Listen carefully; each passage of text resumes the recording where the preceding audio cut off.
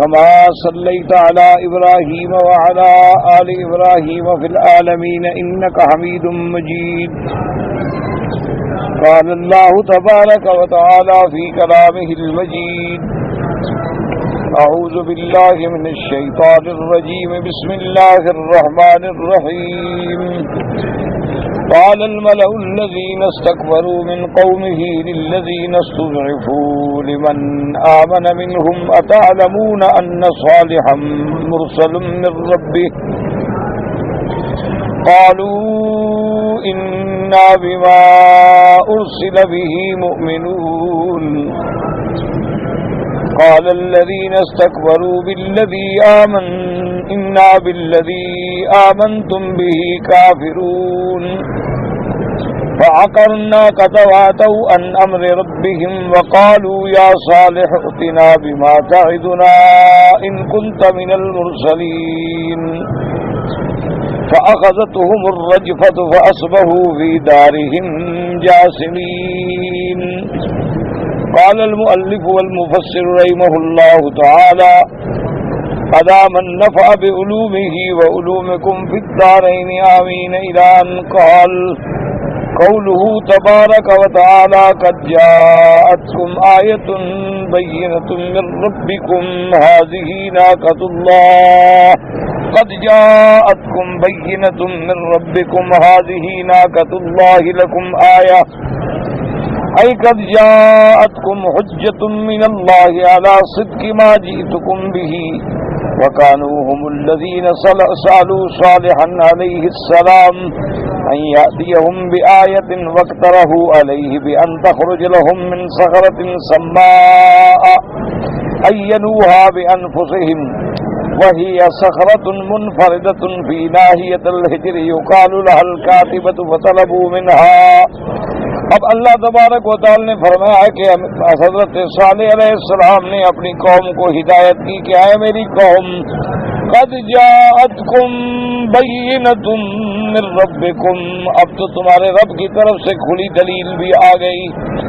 وہ دلیل کیا ہے؟ ھذہ ناقۃ اللہ لکم آیۃ، یہ اللہ تبارک و تعالی کی شان قدرت سے بغیر اسباب کے پیدا کردہ اونٹنی جو ہے یہ نشانی ہے، یہ دلیل ہے میری صداقت پر کہ جو تم نے مانگا اللہ نے میری دعا منظور کر کے دے دیا.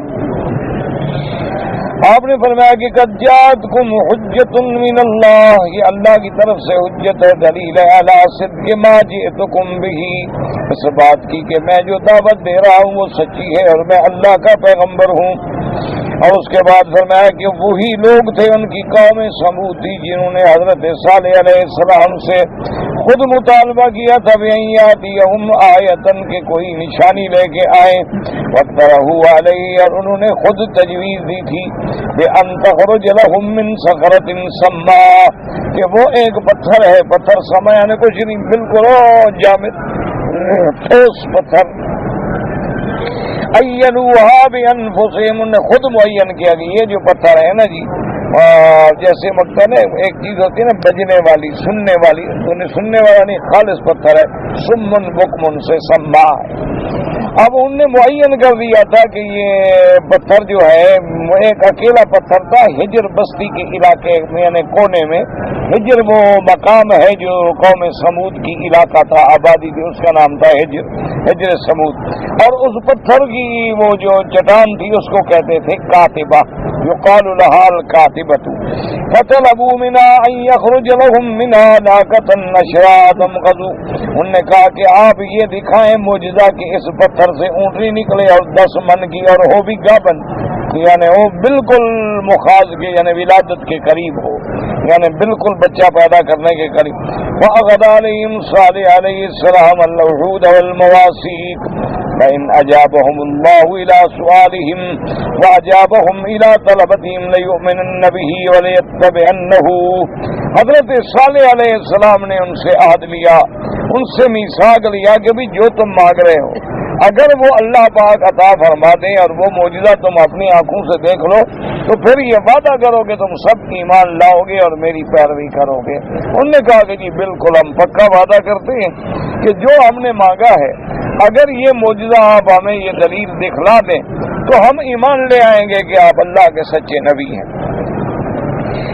لیکن آج اس کے بعد وہ کہنے لگے کہ فلما آتوا علی ذلک عہدهم ومواثیقهم قام صالح علیہ السلام الى صلاته ودعا اللہ عز وجل فتحركت تلك الصخرة ثم انسدت الناقة جوفاء وبراء يتحرك جنينها بين جنبيها كما سألوا فإن ذلك آمن رئيسهم جندب بن عمرو ومن كان معه ولا أمره۔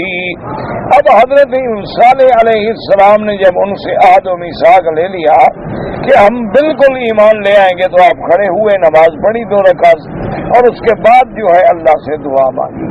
تو اسی لیے ہمارے آقا نے بھی اپنی امت کو یہی سبق دیا ہے کہ جب بھی کوئی حاجت ہو تو اللہ سے مانگو، اور یہ بھی مانگنے کا ایک طریقہ ہے کہ نماز سے مدد پکڑو، جس کو عام طور پہ علماء کہتے ہیں صلاۃ الحاجہ، کہ جب کوئی کام آئے 2 رکعت صلاۃ الحاجہ پڑھ کے اپنے اللہ سے سوال کریں۔ اور قرآن پاک میں بھی یہی حکم ہے کہ وَاسْتَعِینُوا بِالصَّبْرِ وَالصَّلَاةِ، کہ اگر کوئی مشکل پیش آ جائے تو صبر کریں اور اللہ کی نماز سے مدد پکڑیں۔ اور اسی طرح صحیح احادیث مبارکہ میں ہے کہ اذا حضبه امر بادر الى الصلاة، میرے آقا سرکار دو عالم صلی اللہ علیہ وسلم کو جب کوئی بڑے سے بڑا مسئلہ درپیش آ جاتا تو آپ فوراً نماز شروع کر دیتے، کیونکہ نماز جو ہے یہ صلہ ہے اللہ کا بندے کے ساتھ۔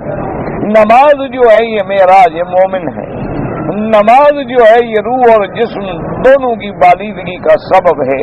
تو جب بندہ اپنے اللہ سے صلہ جوڑ لیتا ہے تو کام تو سارے پر ہو جاتے ہیں۔ شرط یہ ہے کہ اللہ پہ یقین کامل ہو اور اخلاص کے ساتھ، تضرع و عاجزی کے ساتھ۔ حضرت صالح علیہ السلام نے دعا مانگی، اسی وقت پتھر میں حرکت پیدا ہوئی، اور حرکت جب پیدا ہوئی تو ماشاءاللہ اس سے اونٹنی ایسی نکلی کہ بالکل تر و تازہ اور بالکل یعنی ایسے بالوں والی خوبصورت، اور بالکل 10 سال کے یعنی 10 مہینے کی گابنہ، اور بچہ معلوم ہوتا ہے کہ ابھی پیٹ میں حرکت کر رہا ہے، اور وہ ولادت بھی ہو گئی۔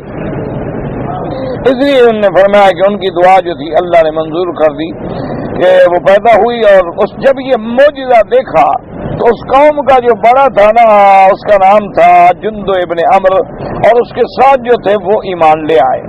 وَأَرَادَ بَقِيَّةَ أَشْرَافِ ثَمُودَ أَن يُؤْمِنُوا فَصَدَّهُمْ ذُؤَابُ بْنُ عَمْرُ بْنِ لَبِيدٍ وَالْحَبَابُ صَاحِبُ أَوْسَانِهِمْ وَرَبَابُ بْنِ مِسْعَرَ بْنِ جَلِيسٍ وَكَانَ لِجُندُبِ بْنِ عَمْرُ بْنِ أَمٍّ يُقَالُ لَهُ شِهَابُ بْنِ خَلِيفَةَ بْنِ مَحَلَّاتِ بْنِ لَبِيدِ بْنِ حَرَاسٍ وَكَانَ مِنْ أَشْرَافِ ثَمُودَ وَأَفَاضِلِهَا فأراد أن يسلم أيضا فنهى أولئك الرهط فأتاهم فقال في ذلك رجل من مؤمني ثمود يقال له مهوش بن أسمة بن الدميل۔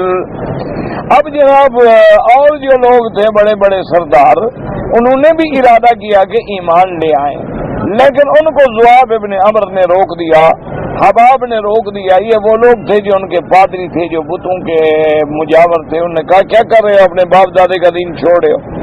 اسی طرح شہاب نے بھی ارادہ کیا کہ بھئی میں جو ہے ایمان لے آؤں، اور وہ بھی اشراف ثمود میں تھا اور ان کے بڑے لوگوں میں تھا۔ اس نے بھی ارادہ کیا، لیکن اسی جماعت نے اس کو بھی منع کر دیا، اور اس نے بھی پھر اس کی بات سن لی اور ایمان نہ لے آیا۔ تو ان کے انہی حالات کو دیکھ کر قوم ثمود میں سے ایک مومن آدمی تھا ماوش ابن اسما، اس نے یہ شعر بھی کہے وَكَانَتْ عُصْبَةٌ مِّنْ آلِ عَمْرٍ إِلَىٰ دِينِ النَّبِي دُعُوا شَهَابًا، کہ ایک جماعت آل عمرو میں سے دین نبی کی طرف انہوں نے بلایا شہاب کو۔ عزیز ثمود كلهم جميعا فهم بأن يجيب فلو أجابا، اس نے ارادہ بھی کیا کہ میں بات مان لوں۔ لأصبح صالح فينا عزيزا وما أدلوا بصاحبهم ذؤابا ولكن الغواة من آل حجر تولوا بعد رشدهم ذئابا۔ تاکہ ان نے کہا کہ کیا کر رہے ہو، اگر تم نے ایسا کر دیا تو پھر تو صالح علیہ السلام جو ہے وہی غالب آ جائیں گے۔ اور اس کے بعد انہوں کو وہی ذؤاب، جو پیچھے ہم نے پڑھا نا کہ ایک آدمی کا نام ذؤاب تھا، تو اس ذؤاب نے بھی اس کو منع کیا اسی طرح جو آل حمیر کے گمراہ لوگ تھے وہ بھی ہدایت ملنے کے باوجود بھی اپنے پاؤں پہ الٹا پھر گئے. وَأَقَامَتِ النَّاقَةُ وَفَصِيلَهَا بعد ما وضعت بين أظهرهم مدة تشرب من بئرها يوما وتضعه لهم يوما. کافی عرصے تک وہ اونٹنی اور اس کا بچہ جو ہے ان کے درمیان میں رہا، اور قاعدہ یہ تھا کہ ایک دن وہ پانی پیتی تھی اور یہ دودھ پیتے تھے، اور ایک دن یہ پانی پیتے تھے اور دودھ نہیں پیتے تھے. لہا شربن، ایک دن ان کے لیے اور ایک دن جو ہے اونٹنی کے لیے مقرر تھا. وَقَانُوا يَشْرَبُونَ لَبَنَهَا يَوْمَ شُرْبِهَا يَعْتَلِبُونَهَا فَيَمْلَؤُونَ مَا شَاءُوا مِنْ أَوْعِيَتِهِمْ وَأَوَانِيهِمْ. اور جس دن وہ پانی نہیں پیتے تھے وہ اس اونٹنی کا دودھ نکالتے تھے اور اپنے برتن سب بھر لیتے تھے، اتنا دودھ ہوتا تھا ماشاءاللہ. جیسے کہ اللہ تبارک و تعالی نے قرآن مقدس کی دوسری صورتوں میں بھی فرمایا کہ وَنَبِّئْهُمْ أَنَّ الْمَاءَ قِسْمَةٌ بَيْنَهُمْ كُلُّ شِرْبٍ مُحْتَضَرٌ. اللہ نے فرمایا کہ پیغمبر آپ ان کو بتلا دیں کہ تمہارے اور اونٹنی کے درمیان میں پانی کی تقسیم ہے، ایک دن تم پیو گے اور ایک دن وہ پیے. جیسے اللہ نے فرمایا هَذِهِ نَاقَةُ اللَّهِ شِرْبٌ وَلَكُمْ شِرْبُ يَوْمٍ مَعْلُومٍ، اس کا بھی مقرر تمہارا بھی مقرر. وَكَانَتْ تَسْرَعُ فِي بَعْضِ تِلْكَ الْأَوْدِيَةِ تَرْجُ مِنْ فَجٍّ وَتَصْدُرُ مِنْ غَيْرِهِ رِيَسَهَا لِأَنَّهَا كَانَتْ تَتَزَلَّلُ مِنَ الْمَاءِ وَكَانَتْ عَلَى مَا ذُكِرَ خَلْقًا هَائِلًا وَمَنظَرًا رَائِعًا. اب مفسر رحمۃ اللہ علیہ فرماتے ہیں کہ وہ اونٹنی جو ہے وہ چرتی پھرتی رہتی تھی وادیوں میں، اور اس کے بعد جب جاتی تھی من فجن، ایک راستے سے، وتصدر من غیرہ، پھر دوسرے راستے سے نکلتی تھی، کیونکہ بڑی اونٹنی تھی نا ماشاءاللہ، اور پھر اتنا پانی بھی اور پی لیتی تھی کہ ایک 24 گھنٹے میں اس نے پانی پینا ہی نہیں ہے. لِكَنَّهَا كَانَتْ تَتَذَلَّعُ، اپنی پیٹ جو ہے تو ذلع کہتے ہیں پسلیوں کو، یعنی وہ پانی پی کے اس کا پیٹ جو ہے پسلیاں جو ہے بھر جاتی تھی پانی سے. اور اللہ پاک نے ایک ایسی عجیب خلقت پیدا فرمائی تھی کہ بہت روب والی اور بڑی خوبصورت. اذا مرت بأنعامهم نفرت منها، اور جب وہ ان کے اور جانوروں کے قریب جاتی تو جانور تو ڈر کے مارے بھاگ جاتے تھے. بڑی اونٹنی تھی اور بڑے روب والی اور بڑے منظر والی. فلما طال عليهم ذلك واشتد تكذيبهم لصالح النبي عليه السلام عزموا على قتلها ليستأثروا بالماء كل يوم فيقال انهم اتفقوا كلهم على قتلها. جب کافی مدت گزر گئی تو اب ان کے دلوں میں پھر صالح علیہ السلام کی تکذیب نے سر ابھارا اور کہنے لگے جی یہ بڑا مشکل ہے کہ ہم ایک دن پانی ہی نہ پئیں اور صرف ہم دودھ پہ گزارا کریں، تو یہ بہت مشکل بات ہے. لہذا مشورہ کیا اور سب کے سب نے اتفاق کیا کہ اونٹنی کو مار ڈالتے ہیں. قال قتادہ بلغني ان الذي قتلها طاف عليهم كلهم انهم راضون بقتلها حتى على النساء في قدورهن وعلى الصبيان. قلت وهذا هو الظاهر لقوله تبارك وتعالى. اب حضرت قتادہ فرماتے ہیں کہ یہ روایت بھی مجھے پہنچی ہے کہ جس آدمی کے ذمے اس اونٹنی کو قتل کرنا مقرر ہوا تھا وہ سب لوگوں کے پاس گیا، سب سے پوچھا بھی تم راضی ہو، تم راضی ہو، سب راضی ہو گئے. حتیٰ کہ جو عورتیں پردے میں رہنے والی تھیں ان سے بھی پوچھا، بچے بھی، سب اس بات پہ راضی تھے کہ اونٹنی کو مار ڈالو. اور مفسر رحمۃ اللہ علیہ فرماتے ہیں کہ قرآن کی آیات سے بھی یہی بات ظاہر ہوتی ہے کہ وہ سب کے سب راضی تھے. فَكَذَّبُوهُ فَعَقَرُوهَا فَدَمْدَمَ عَلَيْهِمْ رَبُّهُمْ بِذَنبِهِمْ فَسَوَّاهَا. یہاں بھی ہے کہ فَكَذَّبُوهُ سب نے جھٹلایا اور سب نے فَعَقَرُوهُ، اس کے بعد یہ ہے کہ سب نے ذبح کر ڈالا. پھر اللہ نے متواتر پھر ان پہ اپنا عذاب جو ہے نازل کیا اور مٹا دیا، برابر کر دیا. جیسے فرماتے ہیں وَآتَيْنَا ثَمُودَ النَّاقَةَ مُبْصِرَةً فَظَلَمُوا بِهَا. ہم نے قوم سمود کو اونٹنی دی، بالکل واضح نشانی، لیکن انہوں نے اس پہ ظلم کیا. تو یہاں بھی جمع کا صیغہ ہے فَظَلَمُوا بِهَا، مانا ہے کہ سب کے سب شریک تھے اس بات میں. اور اسی طرح اللہ نے فرمایا قرآن پاک میں فَعَقَرُوا النَّاقَةَ وَأَسْنَدَ ذَلِكَ عَلَى مَجْمُوعِ الْقَبِيلَةِ فَدَلَّ عَلَى رِضَا جَمِيعِهِمْ بِذَلِكَ وَاللَّهُ أَعْلَمُ. تو اب یہ نسبت جو ہے وہ ساری قوم کی طرف ہے، سارے قبیلے کی طرف ہے. تو مانا یہ تھا کہ وہ سارا تو شریک نہیں تھے لیکن سب راضی تھے اس کے قتل کا. اس لیے اللہ تبارک و تعالی نے اس کے قتل کی نسبت جو ہے وہ ساری قوم کی طرف کی ہے. دیکھو نا، مارنے والے دو ہوتے ہیں لیکن سب متفق ہیں، مشورہ ہے، راضی ہیں، تو گویا سب کے سب شریک ہیں. وذكر الامام ابو جعفر بن جرير وغيره من علماء التفسير ان سبب قتلها ان امراه منهم يقال لها عنيزة ابنة غنم بن مجرز وتكنى عثمان كانت عجوزا كافرة وكانت من اشد الناس عداوة لصالح عليه السلام وكانت لها بنات حسان ومال جزيل وكان زوجها زهاب بن عمرو احد رؤساء ثمود وامراه اخرى يقال لها صدقة ابن بنت المحيا ابن زهير ابن المختار ذات حسب ومال وجمال وكانتا رجل مسلم سودا وفارقته وكانتا تجعلان لمن التزم لهما بقتل الناقة فدا صدقة رجلا يقال له الحباب فارد انسان وكان دوابا فابالها فدات ابن ام الله يقال مثل ابن مهرج بن البحيا فاجابا الى ذلك ودعت أنيزة بنت غنم قدار بن صالف بن جزع وكان رجلا أحمر أدرك كثيرا يزعمون أنه كان ولد زنية.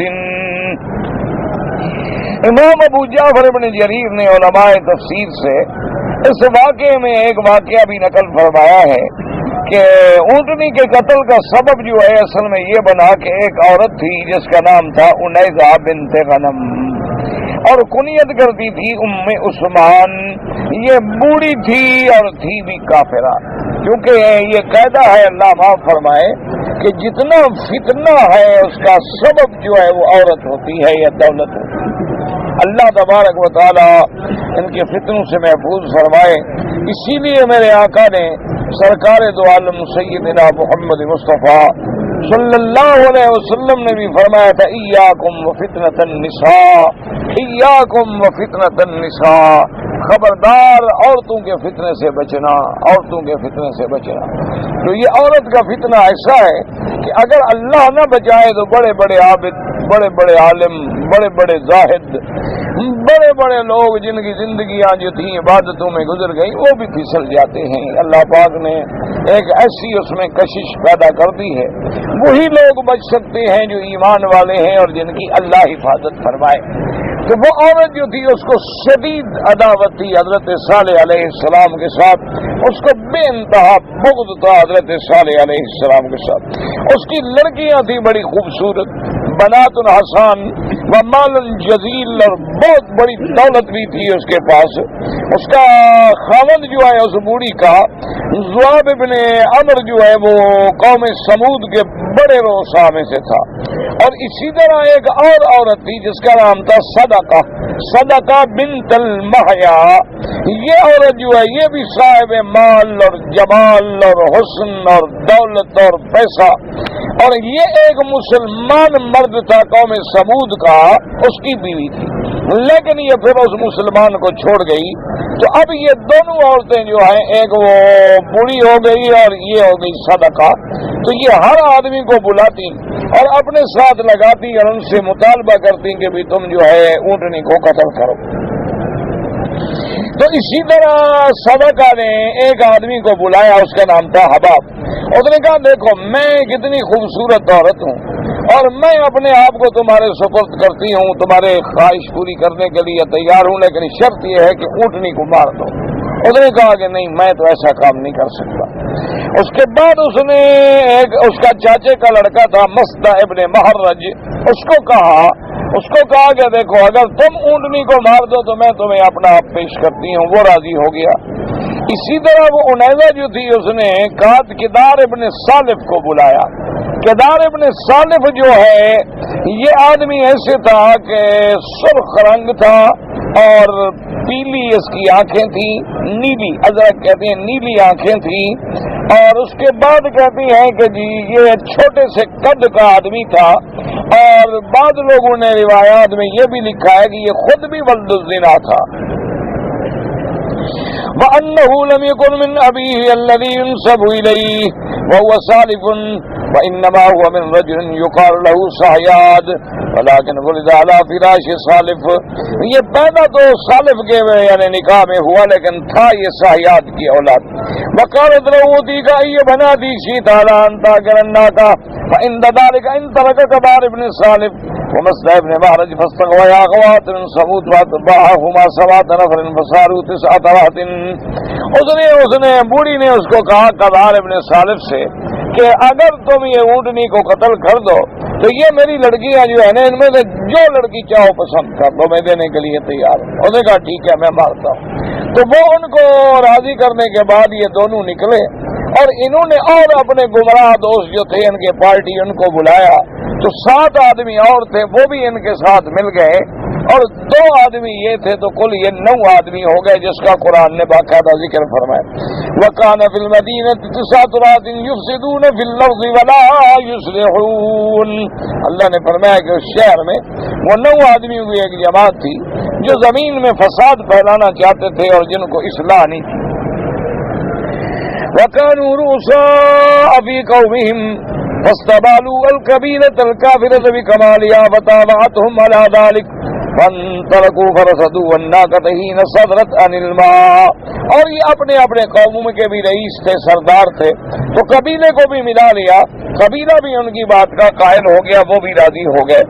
اب یہ وہاں سے چلے اور اونٹنی کے راستے میں انتظار کے لیے بیٹھ گئے کہ اونٹنی آئے تو ہم ان کو قتل کریں.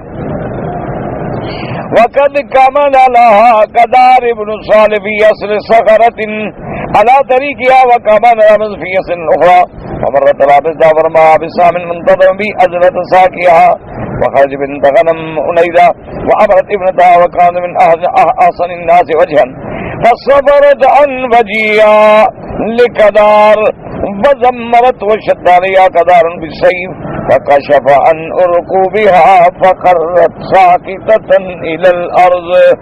اب جناب انہوں نے کیا کیا کہ وہ راستے تھے نا ایک راستے پہ ٹیک لگا کے بیٹھ گیا وہ قدار اور دوسرے راستے پہ جو ہے اس کا جو دوسرا ساتھی تھا مصدہ وہ بیٹھ گیا. تو اب یہ اونٹنی جو ہے مصدہ پہ گزری تو اس نے تیر چلایا اور تیر جو ہے اس کی پنڈلی میں آ کے لگا. اب بنت غنم انیدہ جو تھی وہ نکلی اس نے اپنی لڑکیوں سے کہا کہ تم بھی جاؤ اور تم اپنا جمال دکھا کے قدار سے کہو بھی تم بھی حملہ کرو. اس نے تو حملہ کر دیا ہے تو ان نے اپنا چہرہ کھولا اور دکھایا. تو اب اس کے بعد دوڑا قدار ابن صالح تلوار لے کے فکشف عن ارقوبها. ارقوب کہتے ہیں یہ پاؤں کے آخر میں یہ جو ہے نا جگہ اس کا نام ہے ارقوب. تو یہ جو رگ ہے نا جی کونچے اس کو کہتے ہیں اردو میں کونچے پاؤں کی کونچے. تو اس نے جا کے یہ کونچے جو ہے کاٹ ڈالی. تو جب اس کی کونچے اونٹنے کی کٹ گئی تو خرت اونٹنی جو تھی وہ گر گئی زمین میں. ورغت رغاتا واحدتا تحذر سقبا ثم كان في لبتها ونهرها. اس کے بعد اونٹنی نے بہت بڑی آواز نکالی لیکن اس ظالم نے جا کے لبتها یہ گردن اس پہ جا کے تلوار ماری. انطلق سقبا وهو سیرا تحت جبلا منيئا فصعد اعلى سقفه ورغا. اور وہ بچہ جو تھا نا اس کا اونٹنی کا وہ بھاگ گیا. وہ بھاگا اور ایک پہاڑ کی طرف چڑھا اور اس کے بعد اس نے بھی بہت بڑی آوازیں نکالی.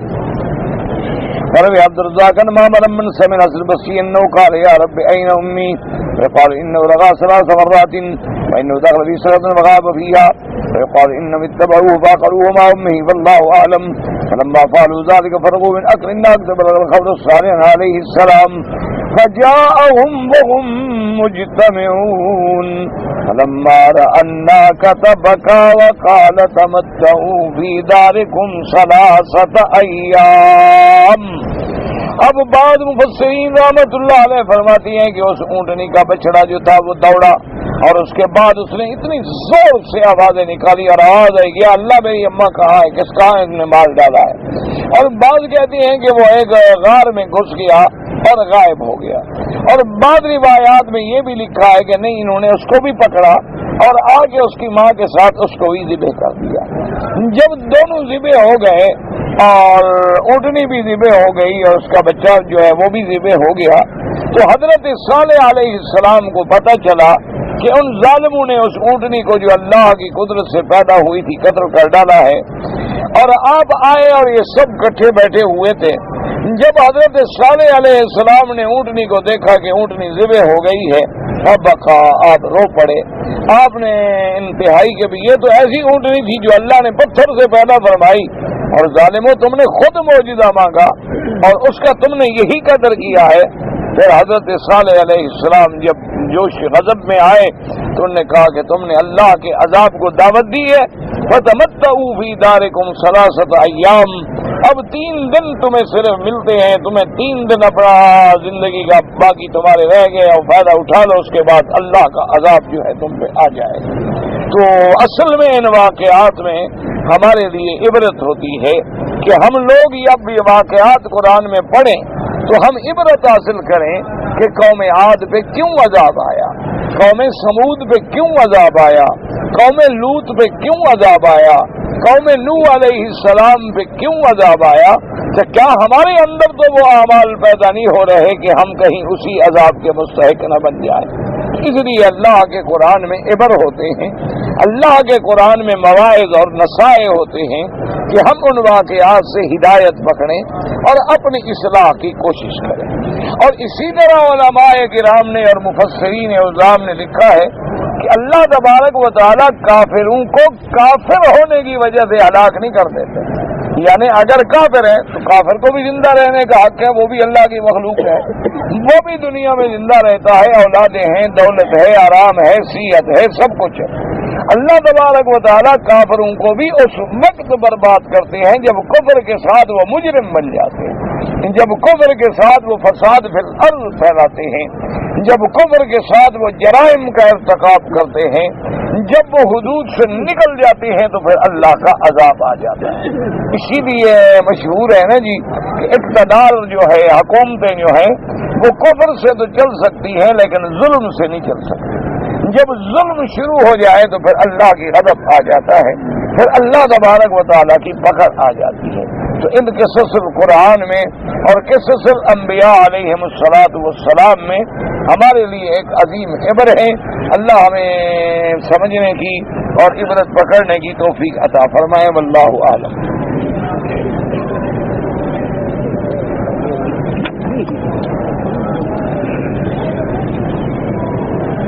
ہاں، اپنا زمزم کے بارے میں نے پہلے بھی کئی دفعہ عرض کیا ہے کہ یہ ہمارے ہاں ایک غلط عادت بن گئی ہے. لوگوں نے ایک مسئلہ بنا لیا ہے کہ جب زمزم آئے تو کھڑے ہو جاؤ، کعبے کی طرف رخ کر لو اور کھڑے ہو جاؤ اور زمزم پیو. یہ کوئی مسئلہ نہیں ہے. یاد رکھیں، دنیا کا کوئی پانی بھی ہے، سنت یہ ہے کہ بیٹھ کے پیو. داہنے ہاتھ سے پکڑو، بیٹھ کے پیو اور 3 سانس لو، اور سانس لیتے وقت بھی پانی کو دور کر دو تاکہ تمہارا سانس جو ہے اس کے اندر نہ جائے. اور جب پانی پی لو تو الحمدللہ اللہ کا شکر ادا کرو کہ اللہ نے یہ نعمت ہمیں عطا فرمائی، اور اللہ تبارک و تعالیٰ نے اس نعمت سے فائدہ اٹھانے کی ہمیں توفیق بخشی. ورنہ کتنے لوگ ہیں جن کو پانی نہیں ملتا اور مر جاتے، اور کتنے لوگ ہیں جن کو پانی ملتا ہے لیکن پیاس نہیں بجھتی، پی رہے ہیں اور پیاس بجھنے میں بھی نہیں آتی.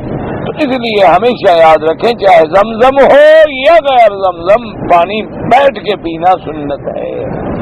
لیکن اگر زمزم کا پانی کوئی کھڑے کھڑے پی لے تو گناہ نہیں ہوگا، کیونکہ حضور صلی اللہ علیہ وسلم نے بھی جب تشریف لائے تو آپ کنویں پہ تشریف لے گئے اور کھڑے کھڑے آپ نے پانی نوش فرمایا. تو یعنی اگر کھڑے ہوئے پی لیں گے تو جائز ہے، منع نہیں. لیکن یہ نہیں کہ آپ بیٹھے ہوئے تھے اور کسی نے زمزم دیا تو آپ کھڑے ہو گئے، تو یہ بات جو ہے غلط ہے، اس کا اس سے کوئی تعلق نہیں. اور دوسرا مسئلہ یہ ہے کہ صلاۃ تہجد میں، کیونکہ صلاۃ تہجد جو ہے یہ نافل ہے، نفلی نماز ہے، اس کے رکوع میں، سجود میں جو دعائیں معصورہ ہیں وہ دعائیں آپ مانگ سکتے ہیں. جیسے کہ آدمی رکوع میں آتا ہے تو سبحان ربی العظیم وبحمدہ، سبحانک اللہم وبحمدک اللہم اغفر لی. اسی طرح جب وہ سجدے میں جائے تو رب اغفر لی یا مقلب القلوب والابصار. اسی طرح جو بھی دعا مانگے وہ جائز ہے. البتہ رکوع اور سجود میں قرآن پڑھنا منع ہے. یاد رکھیں، قرآن کی تلاوت نہیں کر سکتے آپ، نہ رکوع میں اور نہ سجود میں. ہاں، بعض اوقات یہ ہوتا ہے کہ قرآن میں جو دعا ہے اس کو بطور دعا پڑھے لیکن بطور قرآن تلاوت نہ کرے. اب جیسے کہ ہم دعا پڑھتے ہیں رکن یمانی کے بعد ربنا آتنا فی الدنیا حسنۃ وفی الآخرۃ حسنۃ وقنا عذاب النار، تو ہم اس کو دعا سمجھ کے پڑھتے ہیں، یعنی یہ سمجھ کے نہیں پڑھ رہے کہ ہم قرآن پڑھ رہے ہیں، معنی یہ ہوتا ہے کہ ہم دعا مانگ رہے ہیں اللہ تبارک و تعالیٰ سے. تو اس لیے بہرحال اور کوشش یہ کریں کہ وہ دعائیں جو میرے آقا نے سرکار مدینہ صلی اللہ علیہ وسلم نے سجدے میں رکوع میں، اور کبھی کبھی تو ایسا بھی ہوا کہ حضور کا اتنا لمبے رکوع ہوتے تھے کہ بی بی عائشہ فرماتی ہیں کہ حضور سے میں سو جاتی، یعنی اتنا لمبا سجدہ اور اتنی لمبی دعائیں کرتے تھے. اگر کوئی آدمی نفلی عبادت کرتا ہے اور اس کا ثواب ایک کے بجائے کئی لوگوں کو دے دے کوئی بات نہیں. کن کن حالات میں اپنے نکاح کی تجدید کی، جب تجدید تو کوئی نہیں ہوتی نکاح کی، نکاح ٹوٹے تو تجدید کرے، جب طلاق دو تو پھر کرنا پڑے گا. جب تک نکاح ہے وہی ایک ہی کافی ہے، تجدید نہیں کرنی پڑے. اگر کوئی آدمی روزے کی حالت میں اپنی آنکھوں میں دوائی ڈال دے تو روزہ نہیں ٹوٹتا، روزہ بالکل ٹھیک رہتا ہے.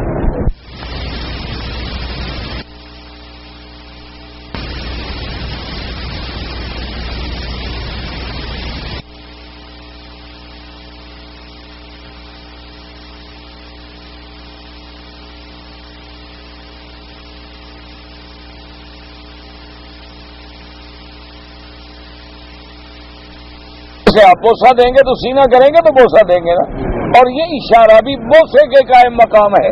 تو لہذا باقاعدہ اسی کی طرف رخ کر کے بسم اللہ اللہ اکبر، اور دل میں یہ تصور ہو گیا میں نے ہاتھ حجر اسود پہ رکھے اور حجر اسود کا بوسہ دے رہا ہوں. اور دوسرا طریقہ یہ ہے کہ جیسے آپ چلتے ہوئے جا رہے ہیں کھڑے ہو جائیں بسم اللہ اللہ اکبر کر کے چلے جائیں، دونوں جائز. اولیاء اللہ کے درجات جو ہیں جیسے قطب ابدال غوث، یہ اصطلاحات ہیں بعد کے لوگوں کی، ورنہ قرآن و حدیث میں ایسا کوئی ذکر نہیں آتا. اور باقی ایک بات یاد رکھیں کہ ہر کلمے پڑھنے والا جو ہے وہ ولی ہوتا ہے. ایک بات یاد رکھیں، جو بھی مسلمان ہے اور جو بھی کلمہ پڑھتا ہے ولی ہے. اللہ ولی الذین آمنوا یخرجہم من الظلمات الی النور. اسی طرح قرآن کہتا ہے کہ الا ان اولیاء اللہ، جو اللہ کے اولیاء دوست ہیں، لا خوف علیہم ولا هم یحزنون، ان پہ کوئی ڈر نہیں اور انہیں کوئی غم نہیں. اور وہ کون ہیں؟ الذین آمنوا، جو ایمان لے آئے، وکانوا یتقون، اور اللہ سے ڈرنے والے. تو ایک بات تو یہ یاد رکھیں کہ ہر کلمے پڑھنے والا جو ہے وہ اللہ کا دوست ہے، اور ہر مشرک جو ہے وہ اللہ کا دشمن ہے. اب پھر ولی کے اندر مراتب ہوتے ہیں، جیسے دیکھیں سارے صحابہ تھے میرے مدنی کے لاکھوں، لیکن جو مقام صدیق کو ملا وہ تو کسی کو نہیں ملا. پھر جو مقام صدیق کو عمر عثمان و علی کو ملا وہ کسی کو نہیں ملا. پھر جو مقام عشرہ مبشرہ کو ملا وہ کسی کو نہیں ملا. جو مقام اصحاب بدر کو ملا وہ غیر بدرین کو نہیں ملا. تو پھر اولیاء کے مراتب و مدارج ہوتے ہیں اور وہ اللہ تبارک و تعالیٰ کے علم میں ہوتے ہیں. بعض مصطلحات ہیں ان لوگوں کی کہ ان میں درجے ہیں، کوئی غوث کے درجے پہ، کوئی قطب کے درجے پہ، کوئی لیکن یہ قرآن و حدیث میں ان کا کوئی ذکر نہیں ہے، اور نہ ہی حضور پاک صلی اللہ علیہ وسلم نے اور نہ ہی صحابہ کرام رضوان اللہ علیہم اجمعین نے کوئی ذکر فرمایا ہے.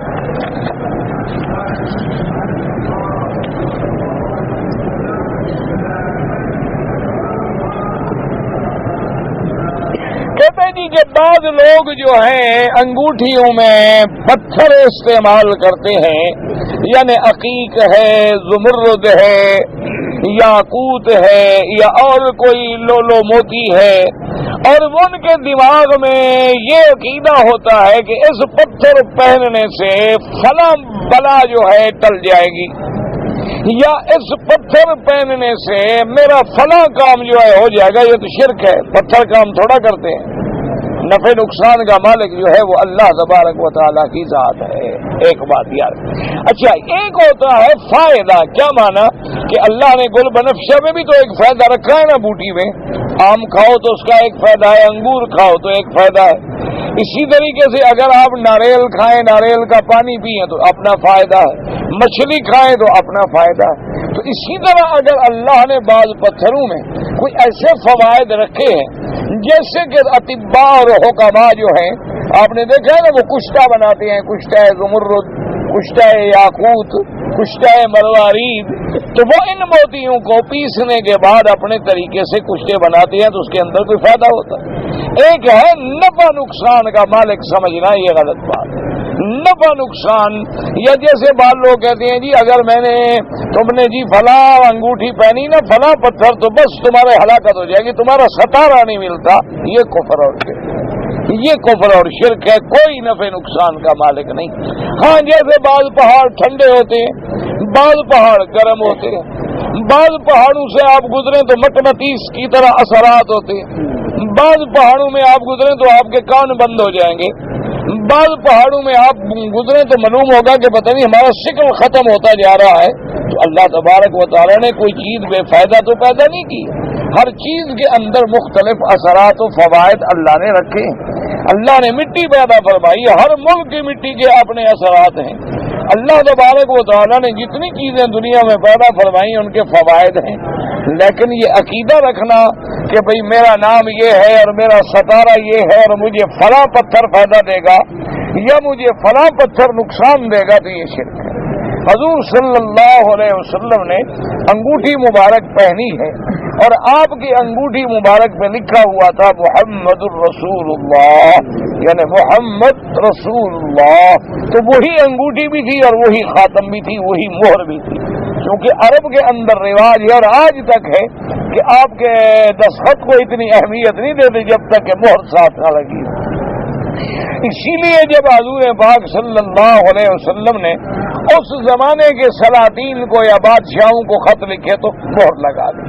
اسی طرح ایک روایت میں یہ بھی ملتا ہے کہ صحابہ کہتے ہیں کہ فِسُّهُ حَبَشِيٌّ، کہ آپ کی انگوٹھی کا نگینہ جو تھا وہ حبش کے علاقے کا تھا، تو اس لیے بعض علماء نے کہا کہ آپ نے نگینے والی انگوٹھی بھی پہنی ہے۔ لیکن زیادہ راجح بات یہی ہے کہ آپ کے ہاتھ میں انگوٹھی مبارک جو تھی وہی تھی جس پہ آپ کا نام مبارک ہے، اور پھر وہی انگوٹھی مبارک سیدنا ابو بکر کے پاس آئی، پھر وہی انگوٹھی مبارک سیدنا عمر کے پاس آئی، اور پھر وہی انگوٹھی مبارک سیدنا عثمان کے پاس آئی، اور پھر حضرت عثمان کے زمانے میں مدینہ منورہ سے باہر، یعنی جہاں آج کل مسجد قباء ہے، اس کے سامنے ایک کنواں تھا، تو حضرت عثمان وہیں بیٹھے تھے کہ وہ انگوٹھی گر گئی، اسی لیے اس کا نام بئر الخاتم بھی رکھا گیا، اور پھر بے حد تلاش کی لیکن وہ انگوٹھی نہ مل سکی۔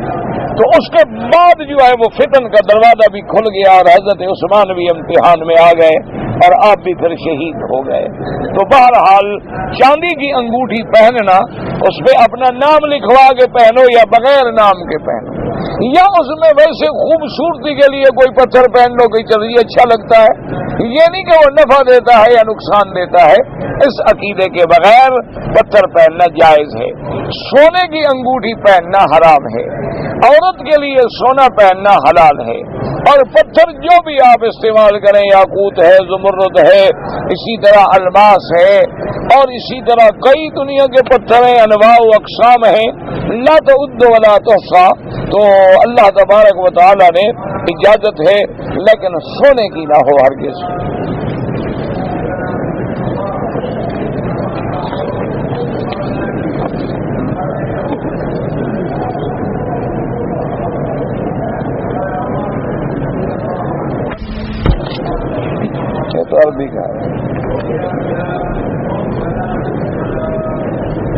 اگر ایک آدمی نے حد حرم سے نکل کے، مثلاً ایک آدمی طائف گیا، یا ایک آدمی طائف سے بھی آگے شفا گیا، بہا گیا اور جنوب میں چلا گیا، اور وہاں جا کے اس نے ایک جانور شکار کیا، اور شکار کر کے وہ جانور کو لے آیا اور حد حرم میں آ کے ذبح کر دیا، کوئی حرج نہیں، کوئی منع نہیں۔ حد حرم میں شکار کرنا منع ہے، یہ نہیں کہ شکار کیا ہوا گوشت یا جانور لانا بھی منع ہے، وہ تو کوئی منع نہیں۔ تو حد حرم میں جانور آپ ذبح کر سکتے ہیں لیکن شکار نہیں کر سکتے، شکار کرنا جو ہے وہ منع ہے۔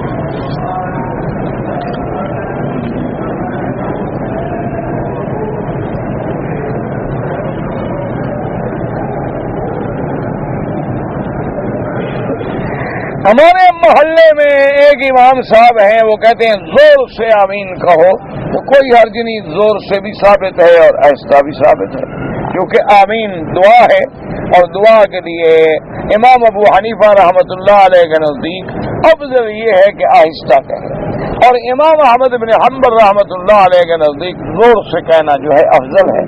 اصل معنی ہوتا ہے کہ اللہم استجب، اللہم اجب، یا اللہ ہماری اس دعا کو منظور فرما، کیونکہ سب سے بڑی جامع دعا جو ہے وہ سورۃ فاتحہ ہے، کہ جس میں حمد و ثنا ہے، جس کے اندر اللہ تبارک و تعالیٰ سے دعا ہے، اور جس میں عقیدے کی پختگی کا اظہار ہے، اس سے بڑی جامع دعا کیا ہو سکتی ہے؟ اس لیے بعد میں جو لوگ زور سے کہتے ہیں یا آہستہ کہتے ہیں کوئی حرج نہیں ہے۔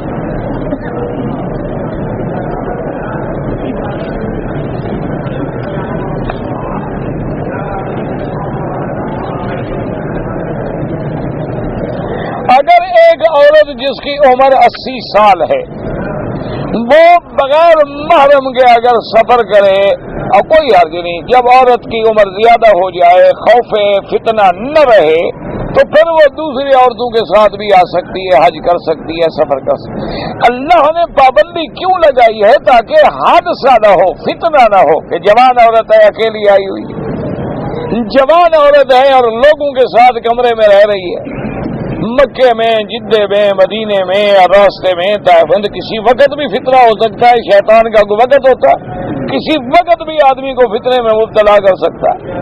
اس لیے اسلام نے حکم دیا ہے کہ کوئی عورت بغیر محرم کے حج نہ کرے، یعنی اگر محرم نہ ملے اور وہ عورت بڑے پیسے والی حج نہ کرے، اللہ تبارک و تعالیٰ معاف جاری کرے۔ ہاں، اب اگر ایک عورت کی عمر 80 سال ہو گئی اور یعنی وہ سن یاس کو پہنچ چکی، اور اب اس کے اندر کسی قسم کے جذبات شہوانیہ کے پیدا ہونے کا کوئی احتمال ہی باقی نہیں رہتا، تو وہ اگر عورتوں کے ساتھ آ جائے تو فقہا نے اجازت دی۔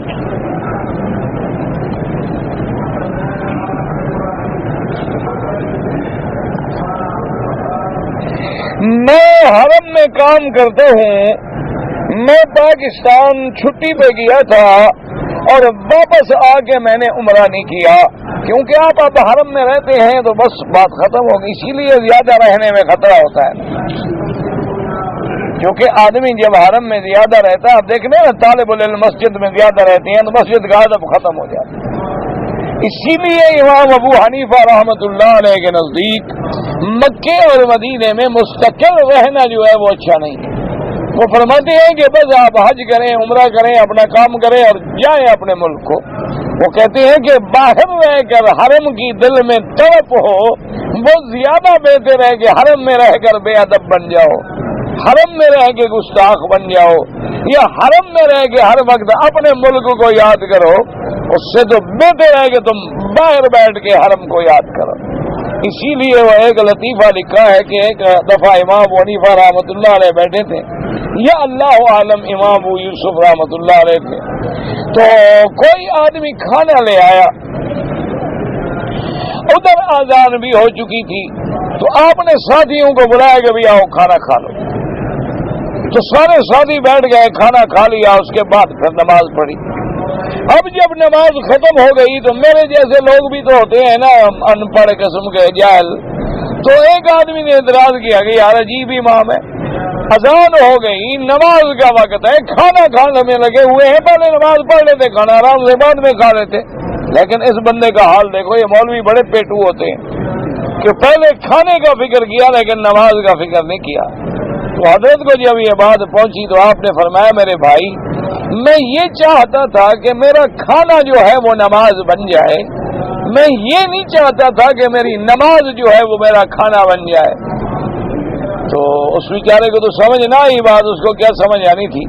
آپ نے فرمایا کھانا رکھا رہتا اور میں نماز پڑھتے رہتا اور خیال کھانے میں ہوتا تو نماز کھانا بن گئی، اور اگر ہم کھانا کھا رہے تھے اور فکر نماز میں تھا تو کھانا نماز بن گیا۔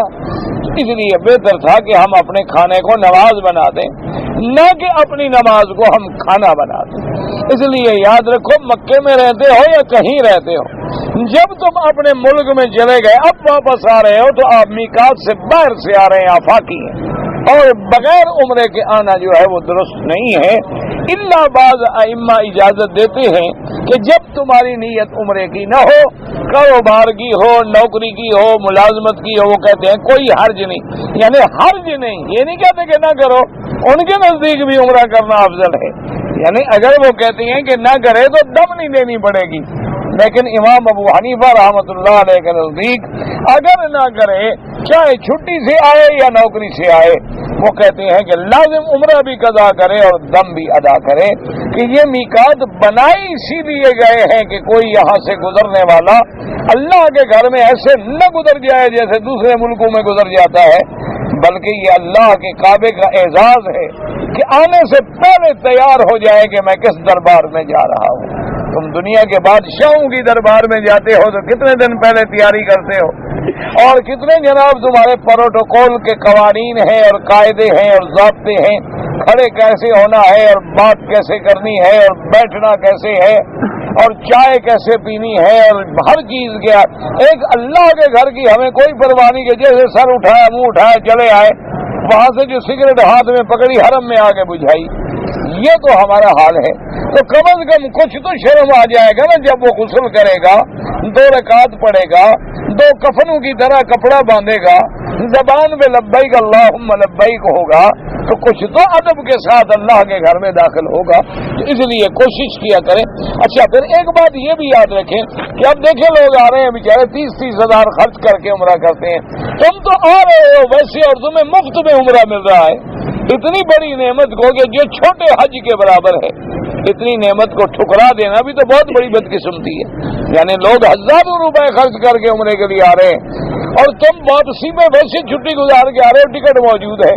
اچھا، لوگ آ رہے ہیں وہ مسافر ہیں، آئیں گے ہوٹل پہ جائیں گے، سامان رکھیں گے، تمہارا تو پہلے سے گھر ہے، تم یہاں نوکری کرتے ہو، تمہیں تو کوئی پریشانی ہے ہی نہیں۔ اچھا، وہ بیچارے آئیں گے تو کرائے کی گاڑی پکڑیں گے، تمہیں تو پتہ نہیں، لینے والا کوئی دوست بھی آیا ہوگا، تم تو اس کی گاڑی میں سامان پھینکو، اچھا بھی میں عمرہ کر کے آتا ہوں، 1 گھنٹے میں کیا فرق پڑ جائے۔ اور بعض لوگوں کو یہ خیال ہوتا ہے کہ اپنے ملک سے ہم آ رہے ہیں تو ہمارے اگر چادریں احرام کی باندھ لی تو ہمارا وہ روپ تو نہ رہا نا، جو سوٹ پہن کے ہم اترتے، تو اس سے کوئی روپ نہیں پڑتا ہے۔ عزت اسی میں ہے جو لباس ہمارے لیے اللہ نے پسند کیا ہے، اسی میں ہمارا وقار ہے، اسی میں ہماری عزت ہے اور اسی میں ہمارے لیے بہتری ہے۔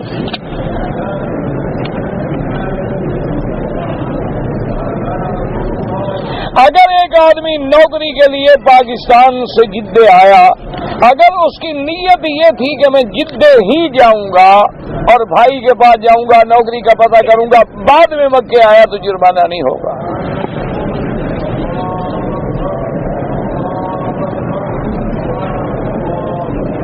اگر ایک مرد نے کسی عورت سے زنا کیا اور وہ عورت حاملہ بالزنا ہو گئی، پھر وہ آدمی اسی عورت سے شادی کر لے، نکاح کر لے، ٹھیک ہے، اچھی بات ہے، توبہ کر لے، پہلے گناہ سے توبہ کرے، مرد بھی اور عورت بھی، اور اچھی بات ہے کہ اللہ تبارک و تعالیٰ دونوں کو ہدایت کا ذریعہ دے دے کہ عزت بھی بچ جائے اور آئندہ گناہوں سے بھی بچ جائے۔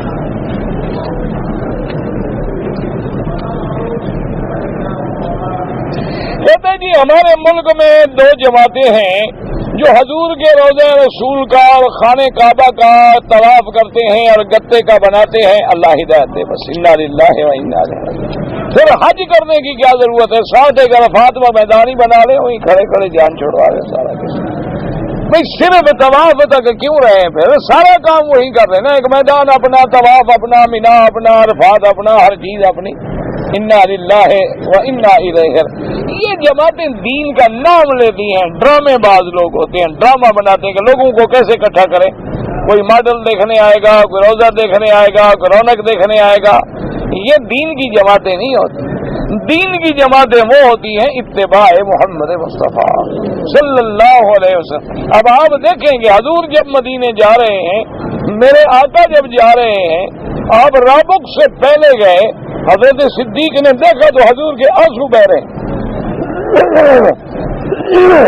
حضرت صدیق رضی اللہ تعالی عنہ نے عرض کیا کہ یا رسول اللہ صلی اللہ علیہ وسلم آپ کیوں رو رہے ہیں؟ آپ نے فرمایا کیونکہ آپ خفیہ راستے سے گئے تھے نا، اس جگہ وہ سیدھا جو راستہ تھا مدینے جانے والا وہ ملا، تو آپ نے فرمایا جب میں نے مکے کی سڑک دیکھی ہے تو مجھے کعبہ یاد آ گیا اور میں رونے لگ گیا۔ اللہ نے جبریل بھیجا کہ میرے مدنی ان الذی فرض علیک القرآن، جس رب نے تجھ پہ قرآن اتارا ہے اس کا وعدہ ہے کہ ہم تمہیں پھر لے آئیں گے مکے میں۔ اللہ تبارک و تعالیٰ کے نبی کی تسلی کے لیے تو اگر اللہ چاہتے اور حضور کو یہ حکم دیتے یا اللہ سے مانگتے کہ اللہ میاں ایک کعبہ شریف کا ماڈل میرے لیے مدینے میں بھی بنا دو، تو وہاں مدینے میں بھی کھڑا کر دیتے۔ لیکن یہ ساری بدعات ہیں اور بدعاتوں سے آدمی شرک تک جاتا ہے۔ اللہ تبارک و تعالیٰ سے دعا کرو کہ اللہ ایسی جماعتوں کو ہدایت دے، اللہ تبارک و تعالیٰ انہیں بھی حق اور باطل سمجھنے کی توفیق دے۔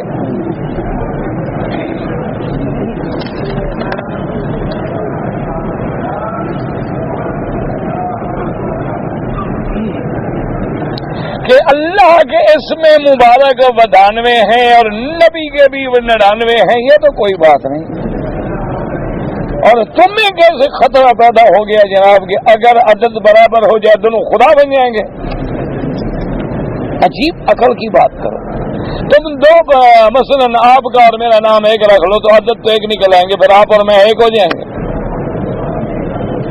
ہم دونوں اپنا نام عبداللہ رکھ لیں تو دونوں کا عدد تو ایک ہو جائے گا، پھر ہم دونوں ایک ہو گئے۔ ایک دوسری بات یہ ہے کہ اللہ کے 99 نام جو ہیں وہ صحیح حدیث مبارک سے ثابت ہیں، ورنہ بعض علماء نے اللہ کے تو 3000 تک نام لکھے ہیں۔ صحیح احادیث سے جو ثابت ہیں وہ 99 ہیں، اور میرے آقا کے صحیح حدیث میں جو ثابت ہیں آپ نے فرمایا انا محمد وانا احمد وانا الماہی وانا الحاشر وانا العاقب۔ 5 نام جو ہیں، باقی صفتیں حضور کا قرآن میں بھی آئی ہیں، بشیر بھی ہیں، نذیر بھی ہیں، داعی اللہ بھی ہیں، سراج منیر بھی ہیں، اسی طرح رحمت للعالمین بھی ہیں، خاتم النبیین بھی ہے، اعلی خلق عظیم بھی ہیں، رؤوف بھی ہے، رحیم بھی ہیں۔ لیکن یہ بات نہیں ہے کسی صحیح حدیث سے حضور کے 99 نام ثابت نہیں ہیں۔ اور اگر فرض معال برابر ہو جائے تو اس میں بندہ اور خدا کیسے برابر ہو سکتا ہے؟ عقل کی بات کرو۔ حضرت شیخ الحدیث زکریا رحمت اللہ علیہ سے آپ نے پڑھا ہے، میں نے نہیں پڑھا ہے، میں نے زیارت کی ہے، پڑھا نہیں ہے۔ حضرت علی رضی اللہ تعالی عنہ کی قبر کہتے ہیں نجف اشرف میں ہے، اللہ عالم،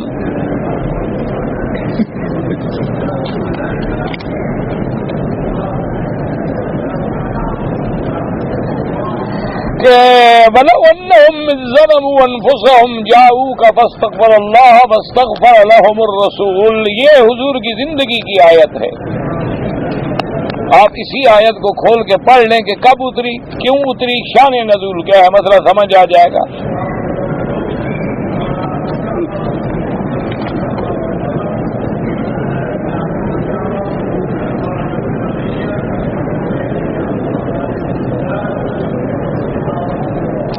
میری بیوی حج کے دوران میں بیمار تھی، بیماری کی وجہ سے اگر رات کو مینا میں قیام نہیں کر سکے کوئی حرج نہیں، کوئی جرمانہ نہیں۔ آج کل ہمارے ہاں رواج ہے کہ کوئی آدمی مر جائے تو لوگوں کو جمع کر کے قرآن خوانی کرائی جاتی ہے، یہ بدعت ہے، اس کا کوئی ثبوت نہیں۔ ویسے اس کے جو وارث ہیں، رشتہ دار ہیں، بیٹے ہیں، بیٹیاں ہیں، خود پڑھیں قرآن۔ یہ لوگوں کو اکٹھا کرنا کہ جی آج قرآن خوانی ہوگی اور آج مجلس سے قرآن ہوگی اور آج ختم ہے قرآن، یہ سب بدعات ہیں، یہ قرآن سے حدیث سے ثابت نہیں ہے۔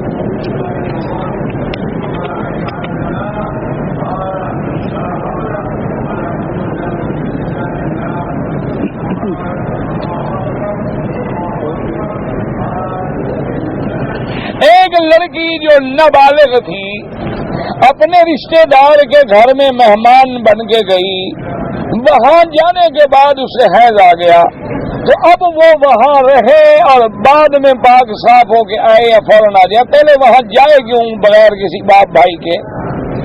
یہ کہاں لکھا ہوا ہے کہ نابالغ لڑکی ہو تو وہ دوسرے کے گھر میں جا سکتی ہے؟ یہ کہاں کا مسئلہ ہے؟ اللہ کے بندے، جب حضور نے حکم دے دیا کہ بچہ 10 سال کا ہو جائے تو علیحدہ سلاؤ اس کو، کسی کے ساتھ نہ سلاؤ، یہ فتنے کا خطرہ ہے۔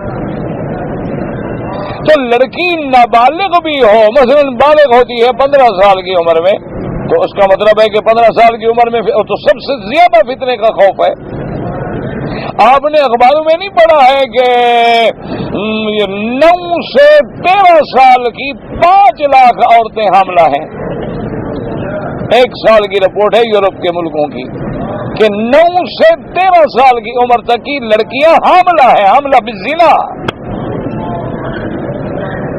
تو ایسی عورت کو پہلے کسی کے گھر میں جانا کیوں ہے؟ اور اگر ہے تو پھر یہ کیا ہے کہ حیض آ گیا تو وہیں رہے جب تک پاک نہ ہو، فوراً اپنے گھر واپس آئے؟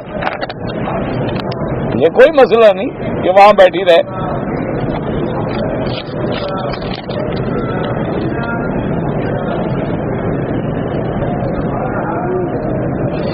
میں نے احرام ریاض سے مکہ پہنچنے کے بعد حالت احرام میں نے ایک کمرہ کرائے پہ لیا، اور کمرے میں وہ لال بیگ جو جانور ہوتے ہیں مانگ سے نکل آتے ہیں، دیکھا تو مار دیا، اچھا کیا، کوئی بات نہیں۔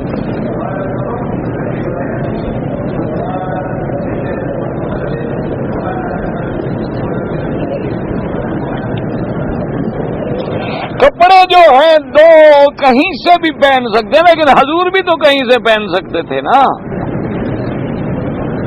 یہ کیا ہے کپڑے کہیں سے پہن سکتے ہیں تو پھر احرام بھی آپ کہیں سے باندھ سکتے ہیں؟ یہ کیا مسئلہ ہوا؟ بھئی جب میقات مقرر کیے گئے، سرکار دو جہاں مدینہ سے تشریف لا رہے ہیں، تو آپ کا تو مدینہ منورہ میں گھر ہے، وہی آپ غسل کر لیں۔ اسی لیے امام مالک رحمت اللہ علیہ سے ایک آدمی نے مسئلہ پوچھا کہ میں اگر غسل کر کے چادریں باندھ کے احرام کی 2 رکعت پڑھ کے مدینہ منورہ کی مسجد میں مدینے سے نیت کر لوں، آپ نے فرمایا نیت تو تمہاری ٹھیک ہو جائے گی کہ تم میقات سے پہلے کر رہے ہو، لیکن اخطأت خالفت سنت رسول اللہ، لیکن تم نے حضور کی سنت کی مخالفت تو کر دی، باقی احرام تو تمہارا ٹھیک ہے۔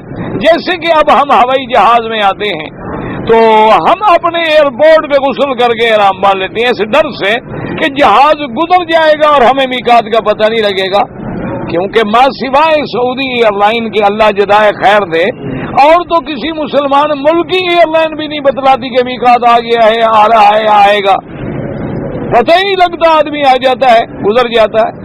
اچھا، اور بتائیں صحیح تو کیا اعتبار ہے ان کا کہ جناب ہمیں باقاعدہ آدھا گھنٹہ وقت دے کے بتائیں گے؟ ہو سکتا ہے 5-10 منٹ پہ باقی ہوئی یاد آ جائے، پائلٹ صاحب مہربانی فرما دیں تو فرما دیں، بتا دیں نہ بتائیں تو نہ بتائیں، کیونکہ وہ اپنی ذمہ داری محسوس نہیں کرتے۔ البتہ یہاں کے لوگ جو ہیں الحمدللہ اللہ کا شکر ہے، ان کو دین کی ذمہ داری اور مسئلے کا پتہ ہے، تو یہ باقاعدہ 20 منٹ پہلے بتاتے ہیں اور یہ بھی بتلاتے ہیں کہ 20 منٹ کے بعد ہم میقات پہ پہنچنے والے، لہذا جن لوگوں نے احرام باندھنا ہے وہ اپنی نیت کر لیں، وہ اپنی تیاری جو ہے کر لیں۔ تو اس لیے اب جو نہیں بتاتے تو حل کیا ہے کہ ہم ایئرپورٹ سے احرام باندھ لیں گے، لیکن اگر ہم گاڑی سے آ رہے ہیں، بس سے آ رہے ہیں، ہمیں پتہ ہے کہ ہم نے ذوالحلیفہ پیر علی پہ آنا ہے، تو سنت یہی ہے کہ وہی آئے، وہی کپڑے بدلے، وہی تیاری کرے، وہی احرام باندھے۔ اگر پہلے باندھ لے گا ہو جائے گا، لیکن سنت کے خلاف۔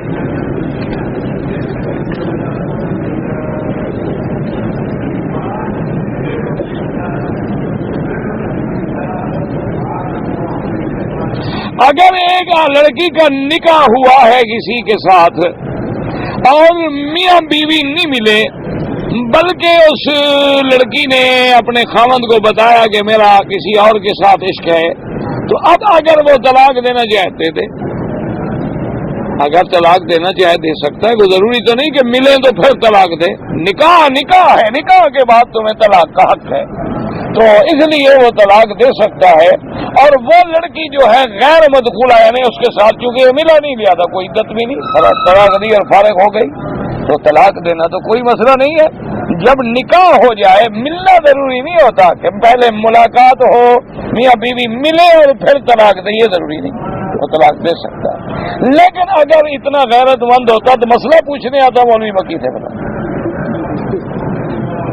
اللہ کے بندے وہ تو طلاق دے دیتا، جان چھوڑتا، پھر مسئلے پوچھتا رہتا. مقصد یہ ہے کہ حوصلے والا بندہ ہے. ہم تو پاگل لوگ ہیں نا، بلوچ جاہل لوگ ہیں، ہم میں تو یہ نہیں ہوتا حوصلہ. اللہ سب کو محفوظ رکھے. بس دعا کرو کسی گھر میں بھی اللہ طلاق نہ ہو. اللہ ہر مسلمان کی رحمت کرے، ہر